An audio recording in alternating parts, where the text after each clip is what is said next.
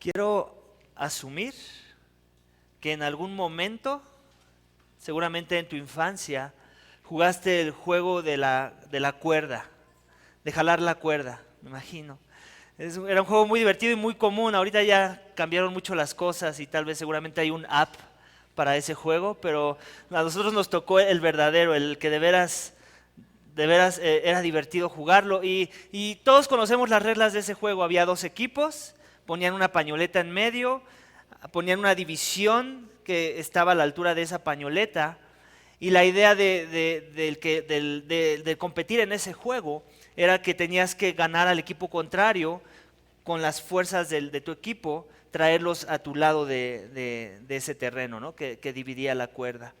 Entonces, básicamente esa era la dinámica, era divertido y la mayoría de las personas podían jugar porque no se requiere mayor habilidad más que sostener una cuerda y jalar con todas tus fuerzas o por lo menos dejarte caer del otro lado que te corresponde, ¿cierto?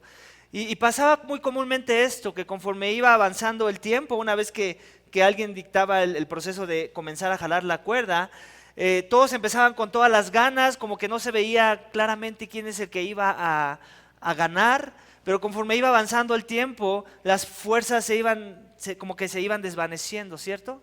Como que todo empezaba a flaquear, como que nuestras manos empezaban a arder. Empezábamos a sentir la tentación de querer soltar la cuerda, de dejarnos caer, de dejarnos llevar por el impulso de las fuerzas de lo que el otro equipo estaba tratando de lograr sobre nosotros y para poder ganar la contienda, ¿cierto? Y esa era siempre la tentación, soltar la cuerda y rendirse. Y sabías que dependía mucho de si tú soltabas la cuerda, que tal vez todo el equipo perdiera. Entonces tú no querías ser el primero en soltar la cuerda, ¿cierto? En nuestro orgullo decíamos, no puedo ser yo, tiene que ser alguien más el que se caiga.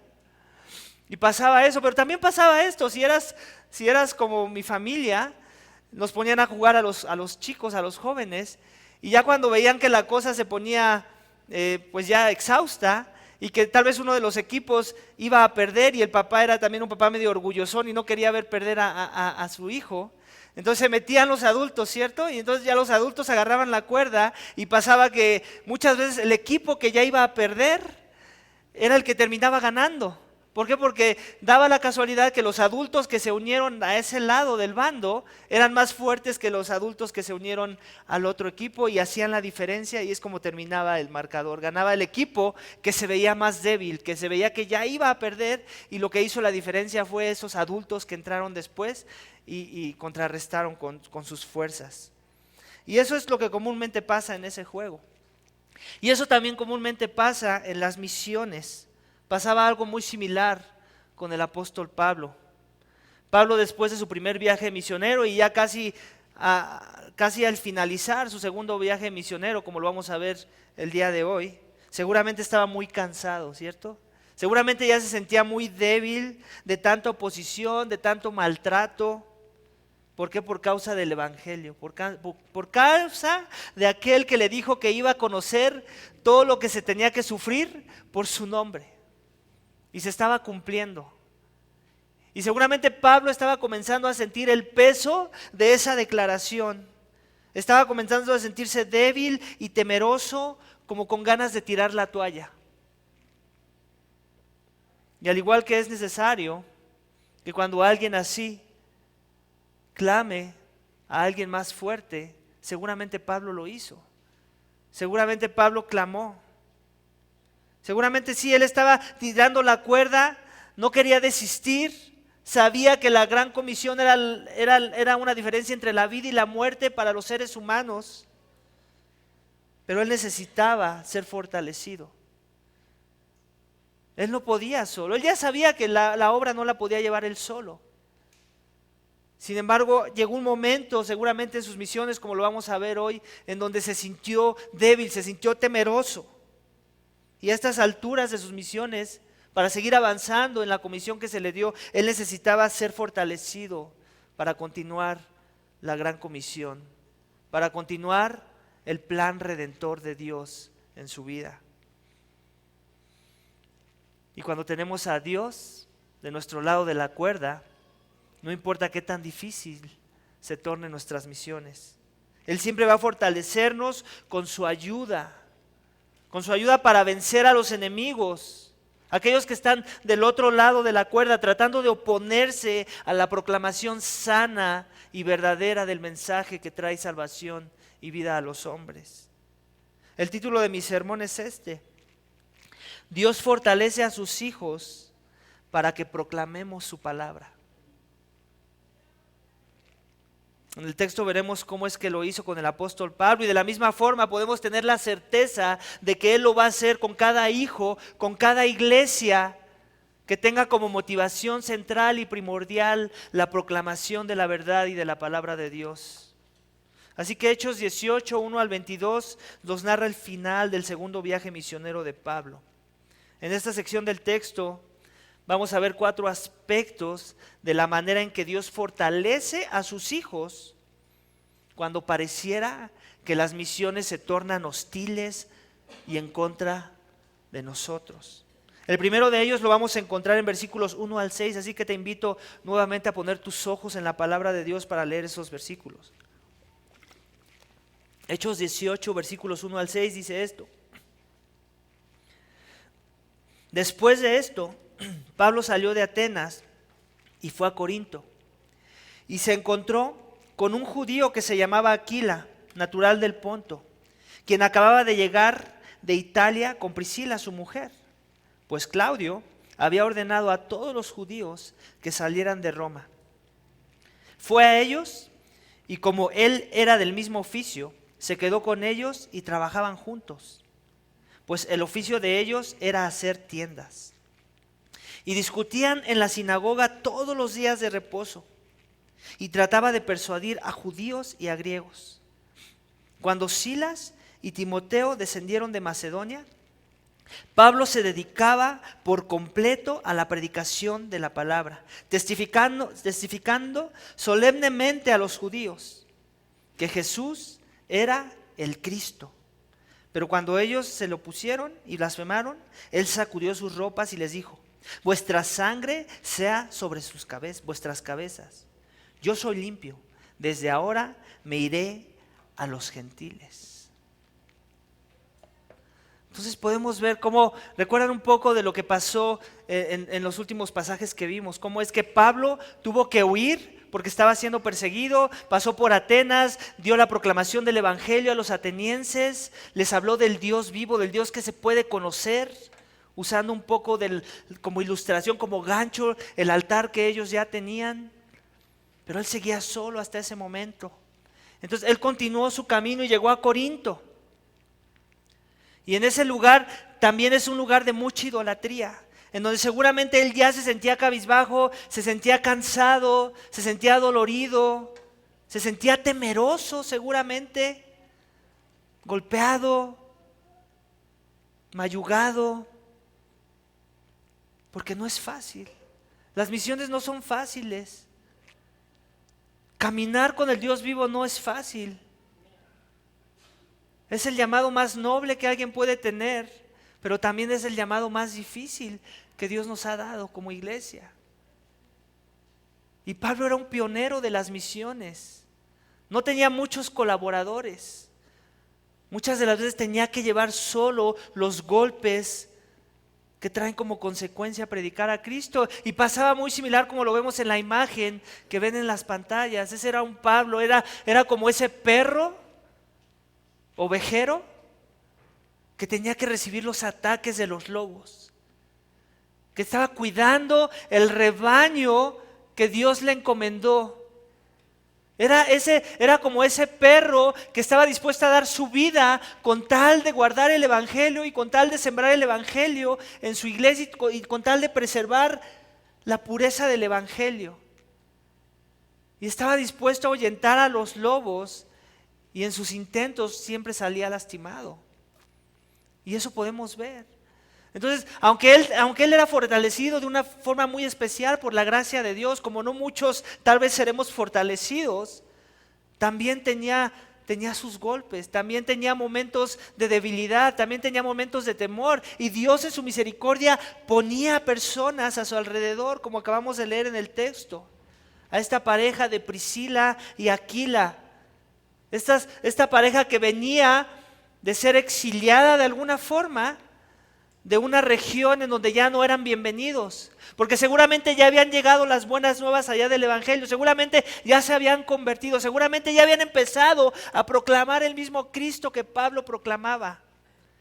Estaban empezando a traer caos en la región. Así que fueron echados y se encontraron con Pablo y fueron como esa ovejita que consuela al perro pastor, al pastor debajo del gran pastor. Y muchas veces eso necesitan los misioneros. Muchas veces eso necesitan aquellos que se les ha encomendado proclamar la palabra de Dios. Estar rodeado de aquellos que los fortalecen en momentos de debilidad. Ser consolados. Así que vemos que Pablo, a pesar de que él continúa sus misiones, a pesar de que él entiende que no se puede rendir, a pesar de que él ya sabía que se tenía que sufrir por causa del Evangelio, eso no necesariamente implica que no tenía miedos y temores de hombre. Así que de Atenas pasó a Corinto, una ciudad también muy importante, pero también una ciudad llena de bullicio, llena de perdición, llena de inmoralidad sexual. Y aunque no lo menciona, como lo vimos en el pasaje pasado, que él se sentía enardecido, seguramente había algo de lo mismo en su corazón.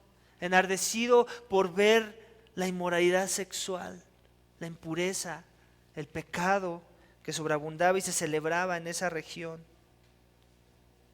Versículo 2 dice que se encontró con un judío, Aquila, natural de Ponto, ya lo acabo de decir, Priscila, su mujer, quienes habían sido expulsados por órdenes de Claudio, que salieran de Roma. Así que se fue con ellos, encontró cobijo en ellos.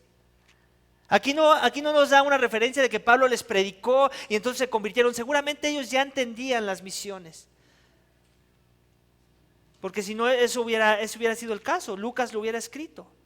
Les predicó y después anduvo con ellos. No fue así. Seguramente ellos ya conocían de este Cristo, por eso fueron echados de esa región. Y ahora estaban colaborando con Pablo, siendo de ánimo en sus misiones. Fue a ellos y como él era del mismo oficio, se quedó con ellos y trabajaban juntos, pues el oficio de ellos era hacer tiendas. Entonces lo alentaron, lo animaron, seguramente lo distrajeron un poquito. ¿Por qué no trabajas un poco en esto que haces bien?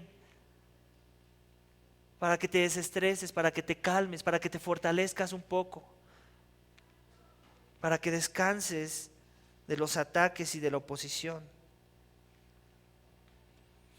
Mientras él esperaba a Timoteo y a Silas para que llegaran a acompañarlo en sus misiones.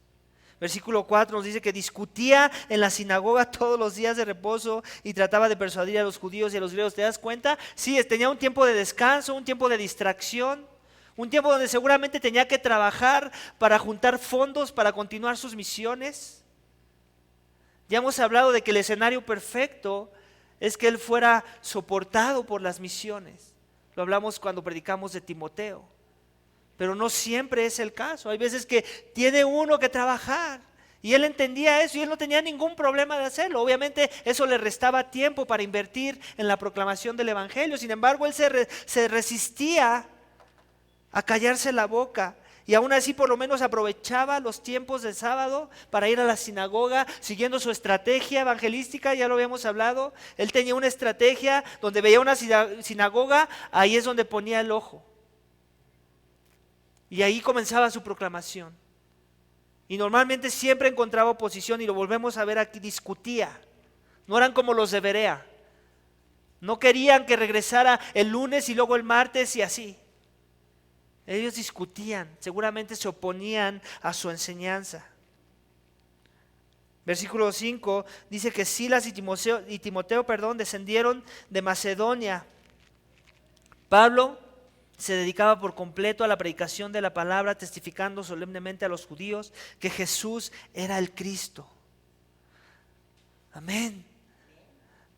Ahí está otra vez el fortalecimiento con la comunidad de los santos. Él fue fortalecido por un pequeño periodo de tiempo con Aquila, con su mujer.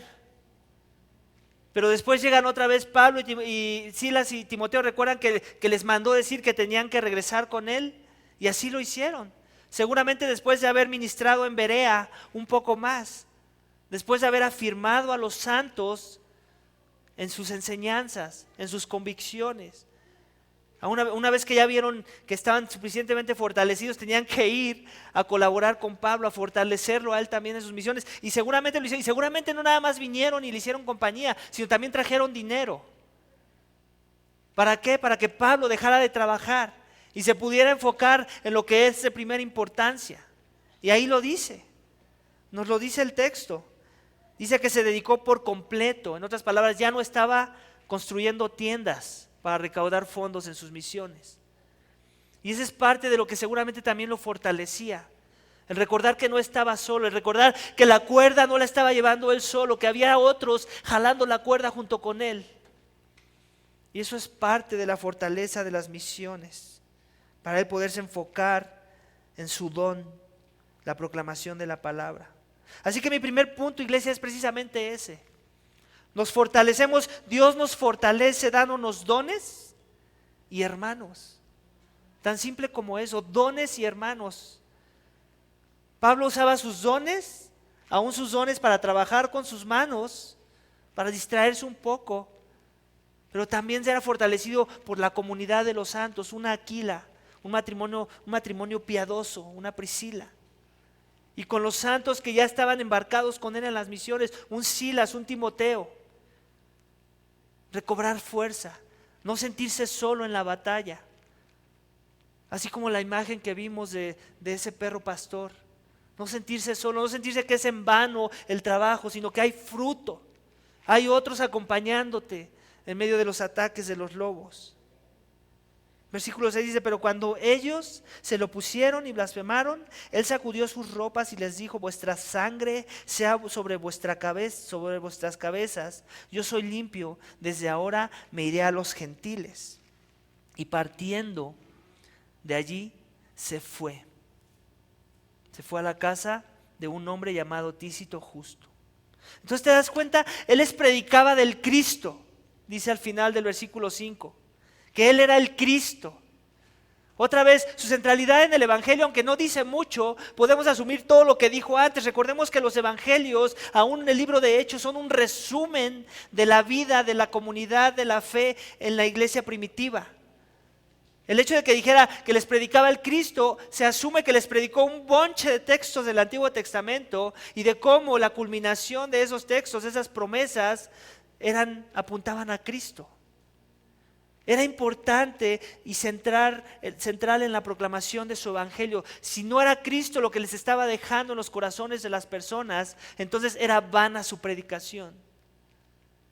De la misma forma que tú esta mañana, si aún no le conoces a Dios, si aún no has puesto tu esperanza, tu fe, tu confianza en Cristo, tú también necesitas por qué la centralidad del Evangelio de Cristo en la proclamación de nuestro texto esta mañana. Tú también necesitas por qué voy a ahondar en esa pequeña sección del texto donde dice que solemnemente a los judíos les predicaba que Jesús era el Cristo. La razón es esta, que Dios prometió salvación a su pueblo y salvación a todos los pueblos de la tierra. Y tú te preguntarás, ¿salvación de qué? Yo no me siento en peligro, yo no me siento temeroso como mencionas que se sentía este tal Pablo que necesitaba ser confortado y fortalecido por una comunidad. Bueno, qué bueno que no te sientas así. Tal vez en apariencia no estás así. Pero en el fondo de tu corazón y según la verdad de la palabra de Dios, según lo que la palabra de Dios dice de tu espíritu, te deberías de sentir así. Te deberías de sentir débil, te deberías de sentir destrozado y temeroso. ¿Temeroso de qué? De que Dios existe, de que Dios es santo, de que Dios es el ser más justo de toda la tierra y de que Dios demanda de ti pureza. Demanda de ti amor perfecto. Demanda de ti santidad, demanda de ti devoción hacia su persona, demanda de ti humildad, demanda de ti sacrificio, demanda de ti morir a las inclinaciones carnales que no edifican el alma, sino solo el cuerpo. Y es por eso que deberías de sentirte temeroso esta mañana si aún no le conoces. Es por eso que necesitas al Cristo que Pablo proclamaba, porque no lo has logrado, no has cumplido con el estándar. Y sabes que no nada más tú, no te sientas solo. Aquí no se trata de dejarte en un lugar aislado solo, se trata de identificarte con todos nosotros. Todos los que estamos aquí necesitamos a ese Cristo. Ese Cristo que solamente puede ser la diferencia entre ponernos a cuentas con Dios, entre ganar el favor con Dios. Ese Cristo, el ungido de Dios, el Rey prometido que iba a ser enviado al mundo para vivir la vida perfecta que tú y yo no pudimos vivir. La santidad que se demandaba, Él la vivió. La obediencia que se demandaba, Él la vivió. La devoción que se demandaba de ti para con Dios, porque para eso te creó Dios, para gloria de su nombre, Él lo hizo perfectamente. Pero después Él también llevó las culpas por tu pecado. Él murió en una cruz como castigo por el pecado. Porque Dios es el juez más justo de toda la tierra, dice la palabra de Dios. Es tan justo, ¿sabes? Tan justo que no va a dar por inocente al culpable.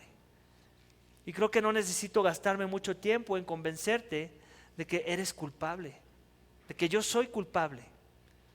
No tenemos que escarbarle mucho en nuestras vidas para detectar aspectos pecaminosos, inclinaciones carnales y pecaminosas que no glorifican a Dios. Y no basta más que lo hayas hecho una vez para ser culpable. Una persona que roba, que comete un delito, solo necesita hacerlo una vez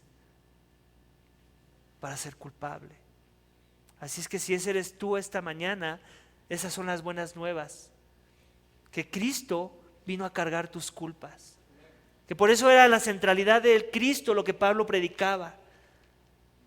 Pero las personas tenían que entender primero su estado corrompido, su estado de bancarrota espiritual. Porque si no entiendes eso, Cristo no es para ti. Cristo no vino a salvar a los que no se sienten enfermos y necesitados. Él vino a salvar a los enfermos, a los necesitados, a los pobres de espíritu que necesitan redención. Y eso vino a hacer, vivió la vida perfecta que tú no pudiste vivir y murió la muerte que tú merecías. Fue clavado en una cruz. Ese es el evangelio que Pablo predicaba. Ese es el Cristo que él apuntaba, el Mesías prometido, el Hijo de Dios que se hizo carne, vivió la vida perfecta que tú no pudiste vivir y murió en una cruz como consecuencia por tus pecados. La Biblia dice que por fe en esa obra, en ese acto, por creer que esos pecados por los que Él murió fueron clavados en la cruz junto con Él, que Él llevó nuestro récord en contra de nosotros por nuestra maldad y que con su sangre es limpiado, que por creer ese mensaje tú puedes ser libre de pecado, puedes ser perdonado, restaurado en una relación con Dios, para poder caminar y conocerle a Él, según sus términos, según sus estatutos, según sus formas y vivir en agradecimiento a esa verdad, de que Cristo, el Hijo de Dios, el Cordero inmolado, el Cordero perfecto, ocupó tu lugar en esa cruz y resucitó al tercer día como muestra de que Él venció la muerte, de que Él no se podía quedar en esa tumba, porque Él era el Hijo de Dios, porque Él tenía poder de lo alto para romper la maldición de la muerte, la maldición que había traído nuestro pecado. Él lo cumplió. En Él se revierte la maldición. Y la Biblia dice que por fe en ese acto también tú puedes resucitar el día que mueras. Porque un día vas a morir, ¿sabes? Te deseo muchos años de vida, pero un día vas a morir. Pero no te tienes que quedar ahí con esas malas noticias. Las buenas noticias es que Cristo, el Mesías, resucitó y está sentado a la diestra del Padre. Y ahora quiere que tú vengas a Él, que vivas para Él, que te rindas a Él y que confíes en Él para ser resucitado con Él y vivir una eternidad en la presencia de Dios, sin pecado, limpio, sin mancha, fortalecido por la eternidad. Ese era el Cristo que Pablo proclamaba. Ese era el Cristo que les decía a los judíos que tenían que creer, y era el Cristo al cual ellos se oponían y blasfemaban en versículo 6. Porque ellos querían seguir creyendo que podían salvarse, que querían justificarse delante de Dios con sus buenas obras, con sus actos de justicia. La palabra de Dios no da cabida a ese tipo de salvación, ¿sabes? Y esas son buenas noticias, que no es en tus fuerzas, que es en las fuerzas de aquel que ya lo hizo todo y que cuando fue clavado en esa cruz dijo: ha sido terminado, terminado es. No le agregues más, no le quites más. La obra es perfecta, ríndete a ella y confía en ella. Pero cuando no es eso, nuestra respuesta es hostil. Y mi oración es que tu respuesta a este llamado de fe a Cristo y de arrepentimiento en su nombre, de voltear tu vida y dejar tu pecado para vivir para Él, no sea esta de hostil, que provoca que Pablo se vaya de predicar, que tal vez provoque que tú no vuelvas a venir a este lugar, porque no te gustó el mensaje. Tú quieres un mensaje motivacional, un mensaje donde te digan que tú eres un campeón, que tú puedes, que la fuerza y la voluntad está dentro de ti. Tú quieres ese mensaje donde tú tengas un crédito, aunque sea un granito de arena, para cumplir la redención. Pero no es eso lo que promete la palabra de Dios. La palabra de Dios de hecho dice lo contrario, que no hay nada en ti, que no tienes ni un granito de arena, y que si aún lo tuvieras sería imperfecto. Dios tiene que hacerlo todo.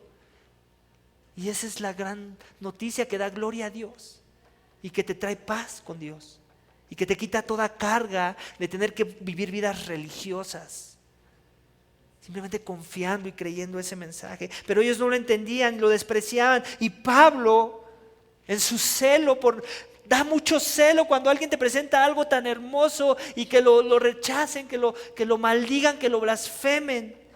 Entonces les dice esto: que tu sangre sea sobre tu cabeza. Lo que les está diciendo no es muérete, simplemente les está diciendo: va a venir Dios, va a traer su juicio eterno y tú vas a ser juzgado según tus obras. Y el resultado es que vas a perder. Vas a perder. Vas a terminar del otro lado de la cuerda, del lado del enemigo, del lado del maligno, del lado de aquel que quiere tu destrucción. Y va a haber sangre, y vas a ser desollado, y tu alma no va a tener descanso. Es lo que les está diciendo. Yo me lavo las manos, básicamente les está diciendo. Yo ya hice mi trabajo, yo ya les traje las buenas nuevas. Ahora ustedes respondan a este llamado de arrepentimiento y fe. Mi esperanza es que si aún no le conoces, ese no seas tú, que no rechaces este mensaje, porque te va a ser arrebatado si lo menosprecias. Y después vas a quererte arrepentir y no vas a poder. No vas a poder, va a ser demasiado tarde. Amén. Vamos a ver en la siguiente sección, iglesia, otra muestra de otro aspecto de cómo Dios fortalece a sus hijos. Versículos 7 al 11. Dice: y partiendo de allí, se fue a la casa de un hombre llamado Ticio, justo, que adoraba a Dios, cuya casa estaba junto a la sinagoga. Y Crispo, el oficial de la sinagoga, creyó en el Señor con toda su casa, y muchos de los corintios al oír creían y eran bautizados. Y Crispo, el oficial de la sinagoga, creyó en el Señor con toda su casa, y muchos de los corintios al oír creían y eran bautizados. Y por medio de una visión durante la noche, el Señor dijo a Pablo: no temas, sigue hablando y no calles, porque yo estoy contigo. Y nadie te atacará para hacerte daño, porque yo tengo mucho pueblo en esta ciudad. Y se quedó allí 1 año y 6 meses enseñando la palabra de Dios. Ve esta otra imagen. Dios es como este coach que ves en la imagen de tu pantalla. Es como este coach. ¿Qué es lo que pasa con los coaches de los boxeadores cuando ven que están flaqueando, que están temerosos, que ya empezaron a tener temor de los golpes que les están entrando en el ring? ¿Cuál es su trabajo del coach? En ese momento ya no es tanto la técnica, ya no es tanto recuerda las estrategias, aunque tal vez haya un poco de eso. Es más la motivación. En ese momento se convierte en un motivador, como en un porrista, como tú puedes, ya lo tienes, aunque no sea verdad. Ya lo tienes, ¿cierto? Es trabajar con su mente, con el espíritu, levantar el espíritu de ese boxeador para que vaya y no se rinda, no tire la toalla. Termine la pelea, acabe el último round. Ese es el trabajo del coach. Y es el mismo trabajo de Dios con sus hijos. Él es como nuestro coach. Que cuando nos ve entre las cuerdas, que cuando nos ve ya desamparados, que pareciera que ya queremos tirar la toalla, Él llega y nos dice con sus palabras de amor, la pelea ya está comprada. La pelea ya está comprada, se pagó a precio de sangre. No te rindas, sigue, avanza. Sí es difícil, pero yo estoy contigo. No tengas miedo, yo ya vencí al mundo. La pelea ya está comprada. No hay nadie que nos la pueda arrebatar. Solo termina la batalla. Pelea la buena batalla de la fe. Eso es lo que hace Dios con sus palabras, con sus promesas. Él es oportuno. En el caso muy en particular de Pablo, fue una promesa de una visión muy hecha a la medida para él. Pero no necesitamos que nos suceda eso a nosotros. Ya tenemos millones de promesas escritas, reveladas en la palabra de Dios. No estés esperando una visión. Dice, partió de allí, se fue a la casa de un hombre llamado Tícito, justo que adoraba a Dios, cuya casa estaba junto a la sinagoga. Podemos ver otra vez aspectos de la promesa, el fruto de la palabra. En la sinagoga lo echaron, pero al ladito, justamente al ladito había alguien que sí creyó. Y fue ahí donde Pablo se fue a refugiar, a ministrar, a fortalecer la fe de este Tícito. Y luego dice otra cosa aún más relevante. Dice, y Crispo, el oficial de la sinagoga, creyó en el Señor con toda su casa, y muchos de los corintios al oír creían y eran bautizados. ¿Te das cuenta? El oficial de la sinagoga, el vocero de ese lugar, el que tenía que mantener el orden, él creyó. Y esa era otra forma de fortalecer a Pablo. ¿Con qué? Con las promesas de Dios, de que su palabra es viva y eficaz, de que es útil, de que es como una espada de dos filos y de que nunca regresa vacía. Y la muestra es eso. Sí encontró oposición, sí discutía, pero mira quién vino a creer. ¿Quién lo hubiera pensado? Crispo, el oficial de la sinagoga, y no solo él, toda su casa. Gloria a Dios por sus promesas. Lo hace para levantar a sus hijos, para animarlos, por ver las evidencias de la salvación cuando proclamamos fielmente la palabra de Dios. Así que él es fortalecido. Versículo 9 dice, por medio de una visión durante la noche el Señor dijo, Pablo, no temas, sigue hablando y no calles, porque yo estoy contigo. ¿Te recuerda algún pasaje por ahí que les decía Cristo a sus discípulos antes de ascender a los cielos? Y yo estaré contigo hasta el fin de los tiempos. Tal vez a Pablo se le estaba empezando a olvidar eso. Tal vez a ti se te olvida cuando encuentras oposición, o eres tentado a temer, o a desmayar, o a dudar. ¿Estoy en el lugar correcto? ¿Estoy en la iglesia correcta? ¿Estoy en el evangelio correcto? ¿Estoy bajo un ministerio sano? Tal vez estás siendo tentado hacia esas cosas, hacia esos engaños. Estás empezando a sentir temor ante la oposición. Tal vez ves la oposición como un acto de probarnos mal, en vez de buscar verla al revés, como un acto de que seguramente estamos haciendo algo bien.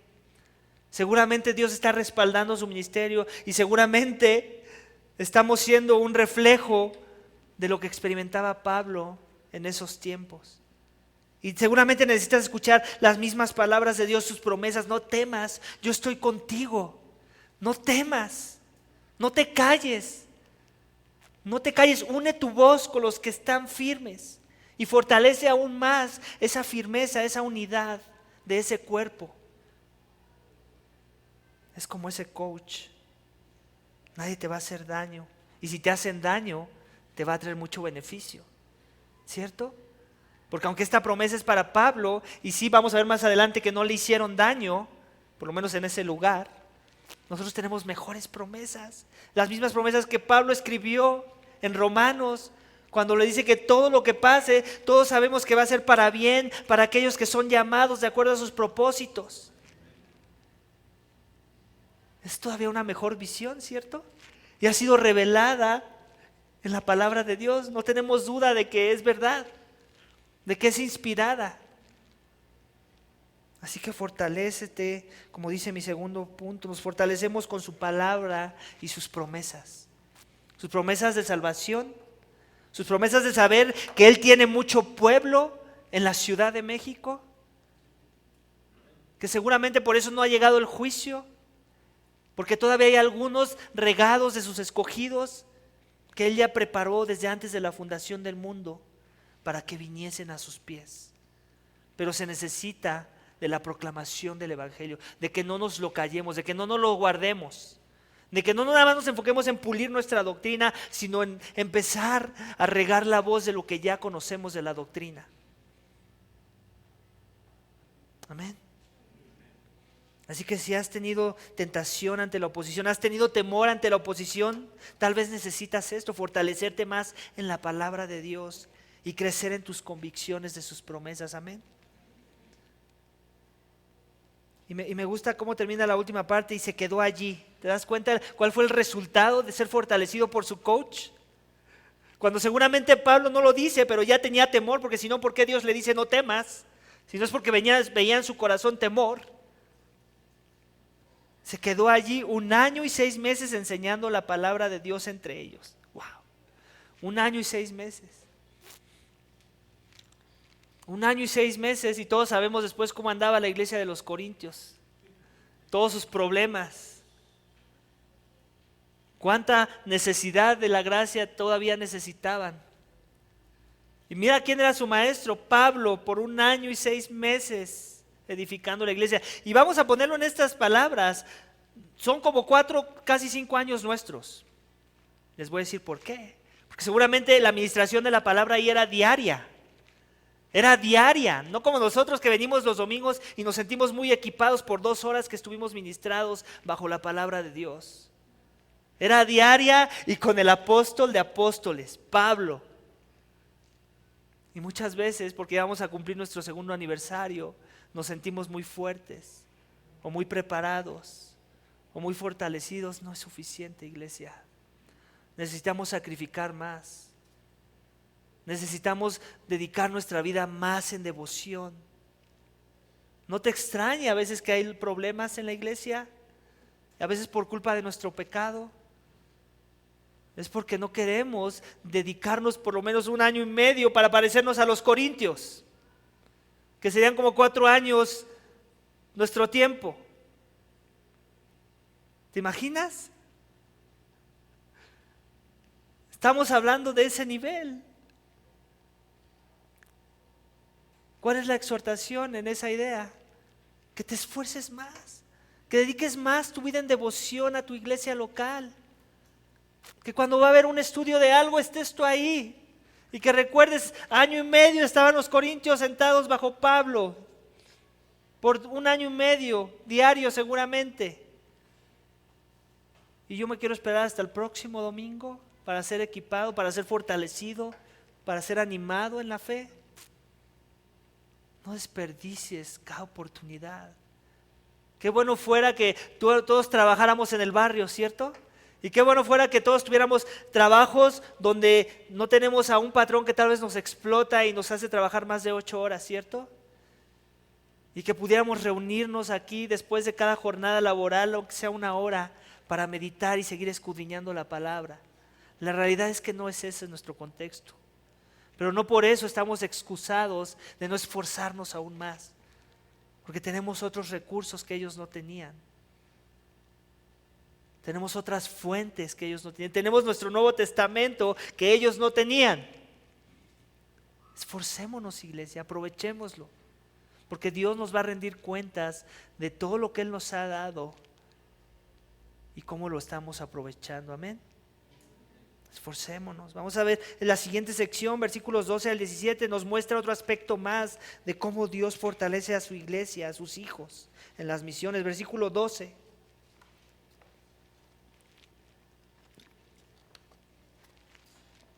Pero cuando Galión, procónsul de Acaya, pero siendo Galión procónsul de Acaya, los judíos se levantaron a una contra Pablo y lo trajeron ante el tribunal, diciendo: este persuade a los hombres que adoren a Dios en forma contraria a la ley. Y cuando Pablo iba a hablar a Galión, Galión dijo a los judíos: si fuera cuestión de una injusticia o de un crimen depravado, oh judíos, yo os toleraría, como sería razonable. Pero si son cuestiones de palabras y nombres y de vuestra propia ley, allá vosotros. No estoy dispuesto a ser juez de estas cosas. Y los echó del tribunal. Entonces todos ellos le echaron mano a Sóstenes, el oficial de la sinagoga, y lo golpearon frente al tribunal. Pero Galión no hacía nada, no hacía caso de esto. El que Dios le haya prometido a Pablo que nadie lo iba a tocar, que nadie le iba a hacer daño, seguramente tenía más que ver con el hecho de que no se iba a morir en esa región, o de que tal vez no lo iban a golpear como lo habían estado golpeando en algunos otros casos. Pero eso no significa que no iba a tener oposición, que no iba a haber atentados en su contra, y lo vemos aquí. Lo trajeron al tribunal, es retenido, es difamado. ¿Lo quieren poner en contra del Estado? Pero en versículo 14 vemos que Pablo ni siquiera tuvo que abrir su boca para defenderse. Alguien más lo defendió y ni siquiera fue un cristiano, fue un impío. Y muchas veces eso hace Dios, usa impíos para defendernos en contra de otros impíos. Y en eso también podemos ver su soberanía sobre la creación, su soberanía sobre las mentes y los corazones de las personas. ¿Cómo es que Él está en control? ¿Cómo es que cuando Él nos dicta una promesa podemos irnos a dormir tranquilos con la certeza de que va a suceder? De que no hay nada por qué estar ansiosos. De que aún nuestros intentos no se tienen que llevar a cabo de defendernos a nosotros mismos. Porque Dios lo va a hacer. Él no abría su boca para defenderse. Dios usa a esos hombres. Versículo 15 dice que les dice eso, que por esas cuestiones de palabras y nombres y de vuestras propias leyes, no va a ser su juez. Así que los judíos son ignorados. Versículo 15 y 16. Simplemente los ignora. Seguramente se da cuenta del trasfondo, del por qué están haciendo lo que están haciendo. Y seguramente ya lo tenían harto de otras cuestiones. Y como que esa fue la gota que derramó el vaso. No les voy a hacer caso. Si se trata de sus costumbres, de sus tradiciones, de su religión, lidien ustedes con eso. Eso es lo que estaba haciendo este procónsul, desechando su caso, poniendo en la papelera de reciclaje. ¿Y quién era este Sóstenes que era golpeado? Seguramente no lo dice el texto, pero es el que vino a sustituir al otro guardia de la sinagoga, al otro oficial de la sinagoga, porque el otro creyó. Entonces seguramente este se tuvo que quedar en su lugar y seguramente fue golpeado como un acto de furia de que fueron desechados. Seguramente él no estaba haciendo su trabajo esperado, seguramente no se estaba oponiendo lo suficiente para convencer al procónsul de que Pablo necesitaba un castigo. Entonces en su furia los judíos golpean a uno de los suyos, como diciendo: tú bruto, ¿para qué te tenemos aquí entonces? ¿Por qué no estás haciendo tu trabajo? ¿No se supone que deberías estar siendo el que traiga más fuego, más leña al fuego para que esto suceda, para que Él nos haga caso? Pero no fue así. Aún con todo y eso, su caso fue desechado. Seguramente tal vez Sóstenes ya estaba empezando a considerar también a este Cristo. Y lo sabemos porque, aunque no es seguro, muchos teólogos concluyen que el Sóstenes del que habla Primera de Corintios, capítulo 1, versículo 1, que es coautor con Pablo para escribir a los Corintios, seguramente también es este mismo Sóstenes que terminó creyendo. Tal vez después de la golpiza se dio cuenta que estaba en el lado equivocado, que necesitaba venir a la gracia, al verdadero Mesías y abandonar la religión. Amén. Así que Dios nos fortalece con su cuidado y protección, como dice el tercer punto de mi sermón. También en eso es fortalecido cuando vemos que su palabra se cumple, que sus promesas se llevan a cabo. Y Pablo seguramente es fortalecido al ver el resultado. Por eso se quedó muchos días ahí, como dice el versículo 18. No solamente ese año y medio, se asume que fueron días extra de ese periodo que ya estipuló Lucas en su texto. Similar a lo que pasa cuando, recuerdo de chico, me metía en problemas a cada rato, y es algo de lo que no estoy muy orgulloso, y me peleaba cada rato, y pasaba que muchas veces tenía temor de mis enemigos, pero mi papá se enteraba por ahí y iba y me ayudaba, y él me fortalecía.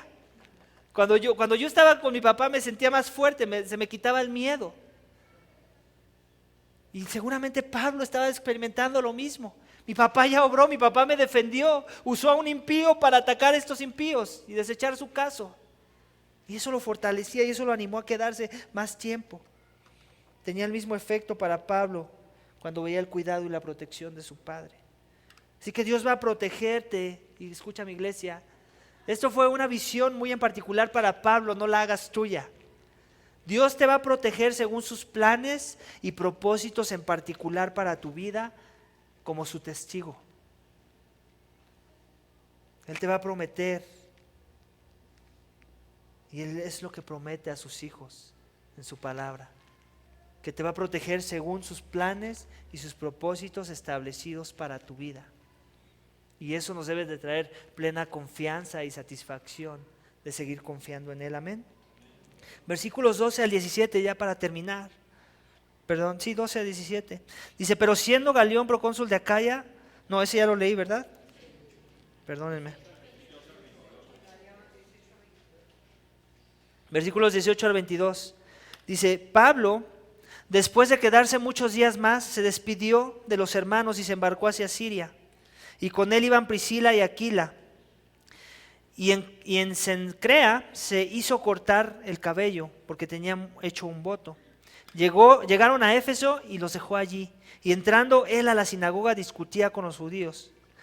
Cuando le rogaron que se quedara más tiempo, no consintió, sino que se despidió de ellos diciendo, volveré a vosotros otra vez, si Dios quiere. Y zarpó de Éfeso. Al desembarcar en Cesarea, subió a Jerusalén para saludar a la iglesia y luego descendió a Antioquía. Iglesia, como les quiero confesar algo de lo que me bendice de pertenecer a una familia de iglesias, es precisamente esto que vemos aquí en la vida de Pablo, en donde no solamente él era fortalecido por los hermanos que se iba encontrando en las diferentes regiones, por las iglesias que se iban formando, sino por las iglesias que ya estaban formadas. De hecho, su iglesia que lo había enviado, que es a la que termina su segundo viaje misionero, y aún antes de llegar ahí pasa por Jerusalén. Seguramente era también algo que Dios ocupaba para fortalecerlo en sus misiones. Llegar a esas bases, a esas embajadas del evangelio, del reino, para él ser fortalecido, ser autenticado, ser justificado, ser confortado de todo lo que él ya había hecho, la obra que el Señor le había encomendado, y cómo también él podía ser de ánimo de regreso para con ellos. Les confieso que si hay algo que me ha fortalecido en las misiones, aparte de ustedes y de ver la gracia de Dios derramada en los corazones de muchos de ustedes, también ha sido eso. Ustedes saben que en los últimos meses he ido a visitar a algunos de los hermanos de las iglesias que nos enviaron. Y si algo estoy muy agradecido por sus vidas es precisamente por eso, porque nos han fortalecido en la fe a mi esposa y a mí. Nos han animado a continuar en la batalla. Nos han afirmado el evangelio por el cual ellos nos han enviado y por el cual ellos nos siguen apoyando. Y eso ha sido de gran confort y consuelo para mi alma y la de mi familia. Y lo mismo fue con Pablo, aunque Priscila y Aquila no eran de su iglesia local, en eso funcionó, en eso consistió el que se hubieran conocido, fortalecerse. Se convirtieron en un instrumento para fortalecer las misiones de Pablo. A tal grado que en su camino de regreso a casa se quedaron a proclamar el evangelio en Éfeso, que por cierto se convertiría en el motivador principal para el tercer viaje misionero. Así que Pablo estaba empezando a preparar el terreno, dejando a sus pupilos, como para empezar a establecer algunos fundamentos de lo que Pablo iba a venir a decirle a la iglesia de Éfeso. El voto del que habla en versículo 18 seguramente era un voto de agradecimiento que según la tradición judía y según Pablo al ver la protección de su Señor, de su Dios, lo quiso hacer como agradecimiento a la protección y al cuidado que Dios le dio en ese momento. Así que ese voto consistía seguramente en no tomar alcohol y en guardar de manera más eficaz y rigurosa su pureza y su caminar con Dios. Versículo 21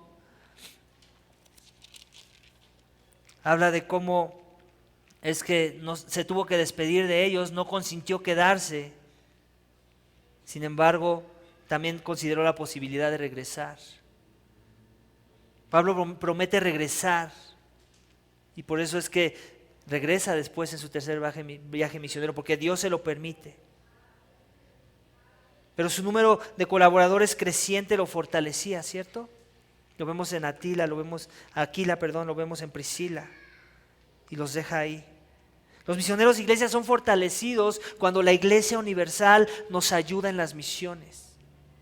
No nada más la iglesia local, sino la universal similar a lo que nos pasó a mi esposa y a mí en estos últimos meses cuando visitamos las iglesias que nos enviaron. Esas iglesias que nos soportan y avalan la misión de esta iglesia. Y que están gozosas de saber que vamos a llegar a nuestro segundo aniversario y que van a enviar a sus representantes para celebrar con nosotros el próximo mes, si Dios quiere, que celebremos nuestro segundo aniversario. Y eso va a ser de ánimo para nosotros, amén. Pero también va a ser de ánimo para ellos porque van a ir de regreso a comentar cómo es que pasó la cosa. Cómo es que Dios sigue obrando, cómo es que Dios sigue sosteniendo esta iglesia, cómo se sigue proclamando el evangelio con fidelidad. Y esas son otras razones que Dios ocupa, nos fortalece dándonos a la iglesia universal. De la misma forma que Pablo también fortalecía a las iglesias en su visita. Tal vez esa no era su intención, tal vez su intención de ir a Jerusalén era ser fortalecido, a ser afirmado. Pero seguramente, aunque el texto no lo dice, él también fortalecía a la iglesia en Jerusalén cuando él les contaba de la gracia de Dios, de cómo los gentiles estaban viniendo a la fe. Era un fortalecimiento mutuo. Así que por último él regresó a su iglesia local para terminar de recargar fuerzas, terminar de ser fortalecido, terminar de animarlos también a ellos para comenzar a pensar en su tercer viaje misionero. Así que es necesario, iglesia, que comencemos a ser una iglesia que nos animamos los unos a los otros, fortaleciéndonos en la fe los unos a los otros, consolándonos los unos a los otros dentro de la iglesia local. Para cuando llegue aquel día, que si Dios quiere tengamos misioneros, o para cuando llegue el día que tengamos que fortalecer a unos hermanos de otras iglesias, eso se nos venga natural. Sea algo que ni siquiera estábamos planeado hacer, pero que lo hagamos tan natural que el testimonio de ellos sean: fui fortalecido porque fui a esa iglesia y me fortalecieron, me animaron. Y que nosotros digamos: ¿hicimos eso? Ni cuenta me di. Pero ese es el punto, que ni cuenta nos demos de que ya es parte de la cultura de la iglesia. Es algo que nos sale natural, que no nos tenemos que esforzar. Que cuando vengan los hermanos, ¿por qué no el próximo mes los fortalezcamos en su fe? Y no esperemos nosotros a ser fortalecidos. Amén. Pero tiene que empezar aquí, iglesia, con nosotros, localmente. No pensemos que seremos de bendición a otros si no empezamos a ser de bendición entre nosotros mismos. Amén. Iglesia, por último, el juego de la cuerda puede ser muy desgastante, ¿cierto? Y ya lo vimos, la diferencia la hace a quien tengas en tu equipo. Y déjame te digo algo, que cuando Dios está de tu lado de la cuerda, así sea solo Él el que está de tu lado, ya tienes a la mayoría de tu lado, ya tienes el juego ganado. Y es por eso que debemos de depender en Dios, depender de Él cada momento, iglesia. Porque últimamente, ¿sabes qué? Yo te voy a fallar. Y últimamente, ¿sabes qué? Tú me vas a fallar. Pero para eso existe el perdón y el ser perdonado, amén. Pero ¿sabes quién nunca nos va a fallar? Es Dios. Pero por eso debemos asegurarnos que Él está de nuestro lado de la cuerda. Asegúrate de estar del lado correcto y tener a la persona correcta. Porque cuando eso suceda, vas a ser más fortalecido que nunca. Y no importa la oposición o la afrenta o la aflicción por la que estés pasando. Así que vamos a orar, iglesia, para que Dios nos recuerde eso cada mañana, cada que meditamos en la palabra y nos fortalezca con todos estos aspectos que vimos esta mañana. Amén. Padre, te damos gracias por tu palabra. Gracias, Señor, porque nos recuerdas la necesidad de ser fortalecidos en las misiones, de no ir pensando que nuestras propias fuerzas podemos. Señor, no podemos. La lucha no es contra carne o sangre, dice tu palabra. Es contra principados, contra potestades demoníacas, contra espíritus inmundos, contra entes de Satanás, contra ministros de Satanás, contra lobos rapaces vestidos de ovejas, Señor. ¿Quién puede en contra de esas cosas sino tú? Tú que ya compraste la pelea, tú que ya tienes la victoria, Señor. Tú ya tienes la corona. Nosotros solamente necesitamos mantenernos fieles y dispuestos, humildes, reconociendo que necesitamos tu fortaleza. Necesitamos a tu iglesia, necesitamos meditar más en tu palabra, fortalecernos en ella, fortalecernos en la gracia, en el amor, fortalecernos en la comunión con los santos, en las buenas obras, en el animarnos, en exhortarnos los unos a los otros. Ayúdanos, Señor. Queremos ser esa iglesia, una iglesia fortalecida, no porque hacemos todo lo que se ve bien, sino porque estamos contigo cada mañana, cada domingo. Dependemos de ti. Estamos derramando nuestra mente, nuestro sentir en la oración, reconociendo que solos no podemos, que solos somos débiles, que solos se nos resbala la cuerda de la mano, nos agotamos y tiramos la toalla. Ayúdanos, Señor, a confiar en ti, a recordar que tú eres nuestra fortaleza, nuestro más grande anhelo, nuestro tesoro, nuestra torre fuerte, la fuente de toda cosa buena que nos ayude para la vida y la piedad. Te lo pedimos y te damos gracias en el nombre de Cristo Jesús. Amén.